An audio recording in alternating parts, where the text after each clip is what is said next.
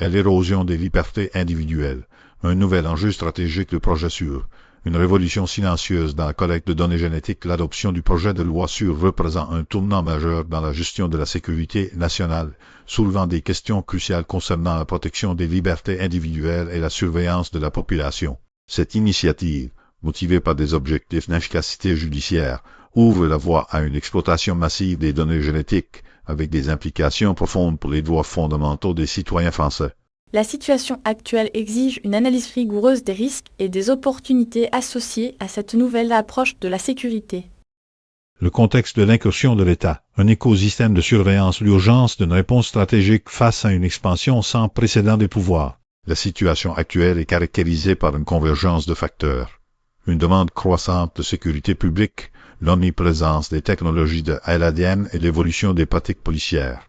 Le contexte géopolitique, marqué par une intensification des menaces terroristes et criminelles, exerce une pression constante sur les institutions étatiques pour renforcer leur capacité de détection et de prévention.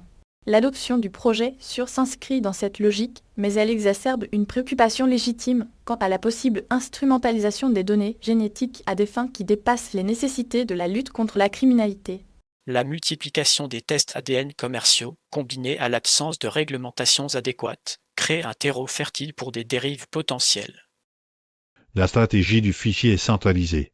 Une escalade du contrôle, une analyse détaillée des mécanismes de collecte et de stockage des données génétiques. Le projet de loi SURE permet d'étendre considérablement le périmètre du fichier national automatisé des empreintes génétiques FNAG, initialement conçu pour les crimes sexuels. La législation autorise désormais la collecte des ADN à partir d'échantillons prélevés sur des individus suspects, même avant qu'ils ne soient formellement inculpés, transformant ainsi le FNAG en un outil de surveillance préventive. L'article 706-55 du Code de procédure pénale élargit considérablement les infractions susceptibles de déclencher un relevage génétique et le refus de se soumettre à un prélèvement est désormais sanctionné par une infraction, accentuant ainsi le contrôle de la population. Cette approche, basée sur la présomption de culpabilité, constitue une rupture significative avec les principes fondamentaux de la justice et du droit à la vie privée. La prédiction. Une dérision des débouchés et des menaces, évaluation des risques futurs et recommandations stratégiques pour une défense proactive.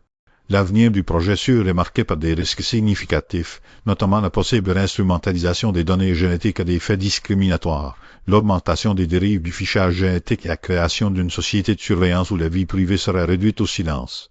Il est impératif de renforcer les garde-fous existants, d'instaurer une transparence accrue dans l'utilisation des données génétiques et de mettre en place des mécanismes de contrôle indépendants. La défense des libertés individuelles exige une action rapide et déterminée pour limiter les dérives et préserver les fondements de notre démocratie. La surveillance généralisée des données génétiques représente une menace existentielle pour la société.